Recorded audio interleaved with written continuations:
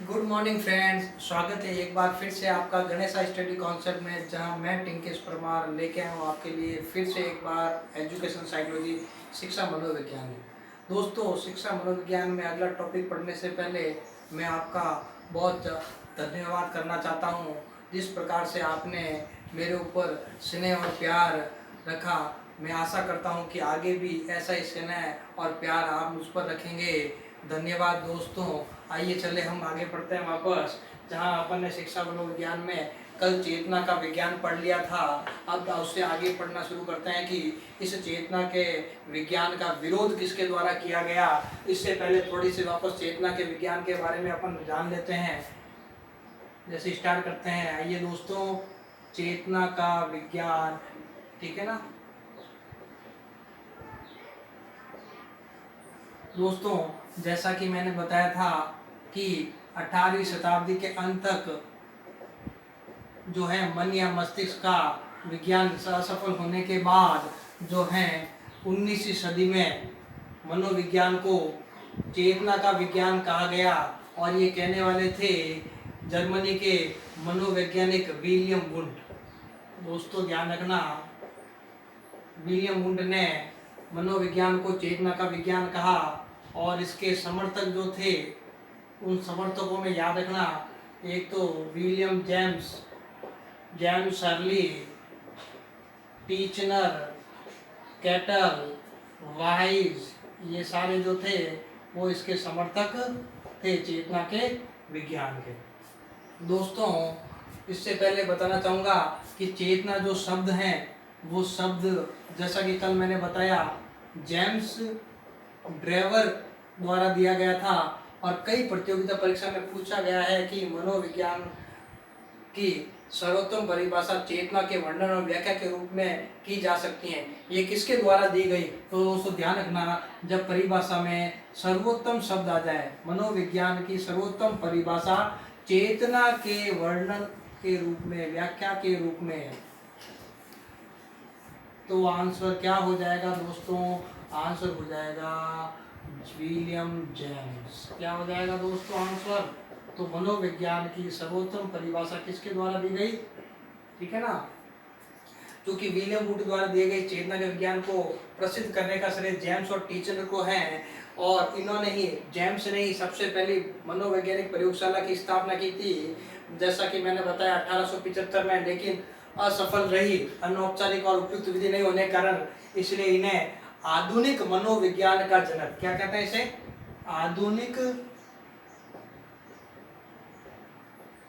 मनोविज्ञान का जनक जो है वो किसको कहा जाता है? विलियम जेम्स को कहा जाता है। जबकि सफल जब मनोवैज्ञानिक प्रयोगशाला है वो किसके द्वारा बनाई गई? विलियम वुंड के द्वारा बनाई गई 1879 में लिप्जिंग शहर में, जर्मनी के, जिसे वर्तमान में कार्ल मार्क्स विश्वविद्यालय कहते हैं। इसलिए इन्हें प्रयोगात्मक मनोवैज्ञानिक का जनक कहते हैं। या मनोवैज्ञानिक में आधुनिकता का श्रेय किसे कहा गया है?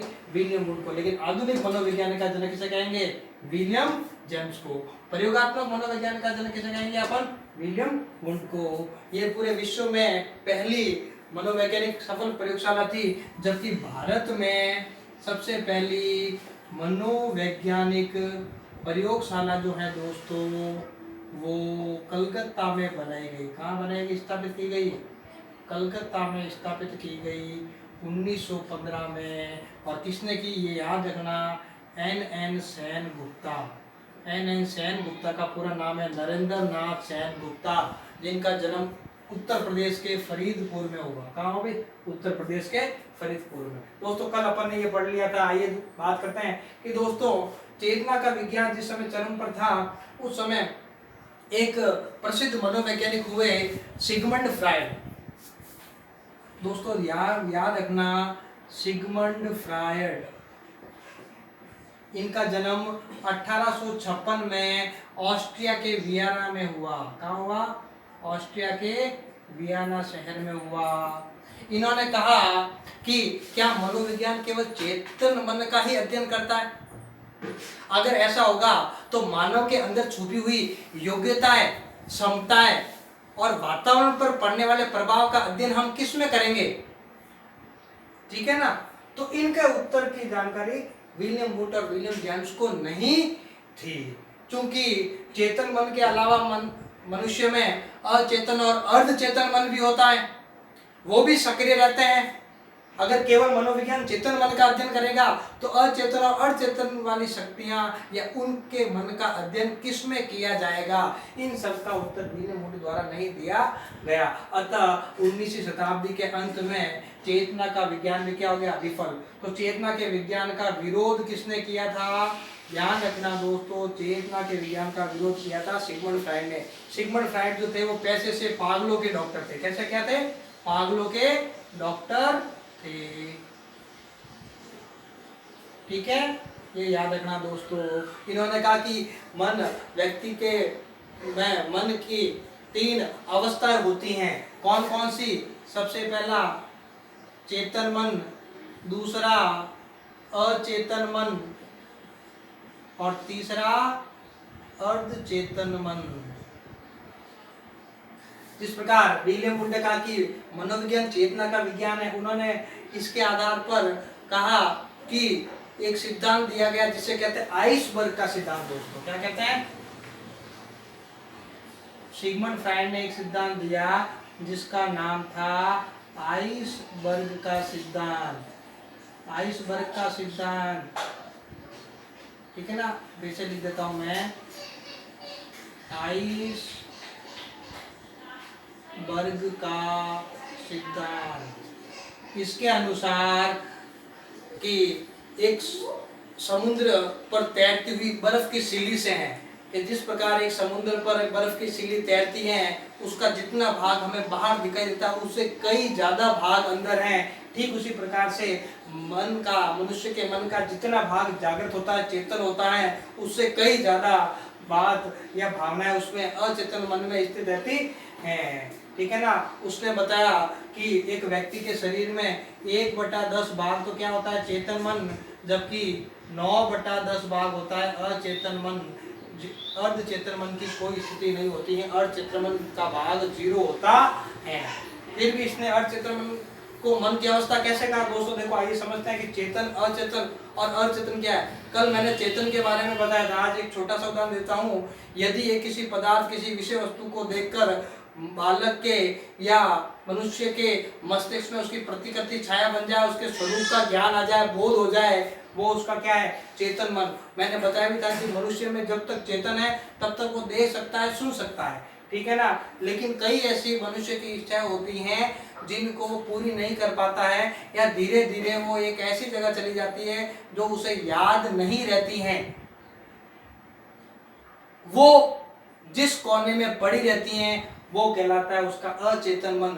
जैसे उदाहरण के लिए दोस्तों, बहुत अच्छा उदाहरण दूंगा मैं बता रहा हूँ आपको। जैसे एक बालक जो लगभग 18 से 20 साल का है, उसकी बहुत अच्छी इच्छाएं हैं, लेकिन उसका परिवार जो वो निर्धन है, ठीक है ना। वो सड़क पर जाता है, अच्छी अच्छी गाड़ियां देखता है, बड़ी बड़ी गाड़ी, लग्जरी गाड़ियां देखता है, लेकिन उसे मालूम है कि मेरे माता पिता इसको पूरा नहीं कर पाएंगे, तो वो उन इच्छाओं को क्या कर देता है, ऐसी जगह छुपा देता है जिससे वो कभी बाहर नहीं आए, ठीक है ना। उसे कहते हैं अचेतन मन। लेकिन ध्यान रखना दोस्तों, सिगमंड फ्राइड ने कहा कि चेतन के अलावा अर्धचेतन और अचेतन मन भी सक्रिय रहते हैं, मतलब इन्हें विशेष प्रक्रिया द्वारा पुनः जागृत किया जा सकता है। तो अचेतन मन में कई ऐसी इच्छाएं होती हैं, मनुष्य की दमित इच्छाएं जो पड़ी रहती हैं, जिन्हें वो भूल गया है या भूल रहा है, उसने मन के जिस कोने में उसे डाल दिया है वही उसका क्या है, अचेतन मन। और अचेतन मन दोनों के बीच की प्रावस्था। जैसे उदाहरण के लिए एक कोई 2 मित्र हैं जो बहुत अच्छे घनिष्ठ थे, कई समय तक साथ रहे, तो जिस समय साथ रहते हैं उस समय वो उनका जो मन होता है, उनकी जो स्थिति होती है वो होता है चेतन, ठीक है ना। लेकिन कई सालों बाद बिछड़ने के बाद वह अब देखो, जब वो साथ में थे तब उसका, उन दोनों का कौन सा मन एक्टिव था, चेतन मन। लेकिन कई सालों तक जब वो बिछड़ गए, नहीं मिले, तो धीरे धीरे वो उनकी दोस्ती कहाँ चली गई, उसका नाम वगैरह दोस्त का, वो धीरे धीरे एक मन में स्टोरेज हो गया। वो मन कौन सा था, अचेतन मन, उस जहाँ स्टोरेज हुआ।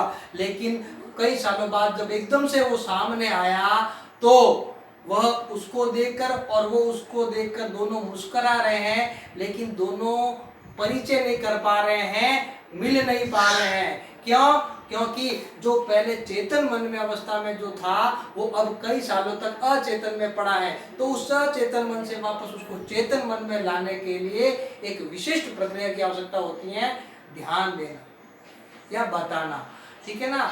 तो जब तक वो नहीं होगा तब तक वो बाहर नहीं आएगा। इसी कारण दोनों मुस्कुराते हैं लेकिन एक दूसरे के नाम नहीं जानते हैं। दोस्तों वही बात है कि मन में तो है लेकिन जबान पर नहीं है, हलक पर नहीं आ रहा है। अरे यार उसको मालूम है, मुझे उसका नाम मालूम है यार, कौन है, हाँ वो है। अपन ये कई बार स्थिति करते हैं लेकिन जबान पर आ ही नहीं रहा है कि वो कौन है। जब कोई वो आकर सामने वाला बताता है कि मैं ये पहचाना मुझे, तब क्या, अरे हाँ तो यही वो स्थिति है अर्धचेतन मन। कौन सी दोस्तों? अर्धचेतन मन। अतः सिगमंड फ्राइड ने कहा कि चेतन के अलावा ये दो मन भी होते हैं जो प्राय सक्रिय रहते हैं, इन्हें विशेष प्रक्रिया द्वारा वापस जागृत किया जा सकता है। उनके बारे में विलियम वुंड क्या हो सकता है, और उसके संप्रदाय के लोग जो थे विलियम जेम्स अर्ली, जिन्होंने चेतना के विज्ञान का समर्थन किया था, वो निरुत्तर हो गए। अतः 19वीं सदी के अंत तक चेतना का विज्ञान भी क्या हो गया दोस्तों? असफल हो गया। ठीक है दोस्तों, धन्यवाद। आज यहीं तक, कल अपन पढ़ेंगे नेक्स्ट टॉपिक।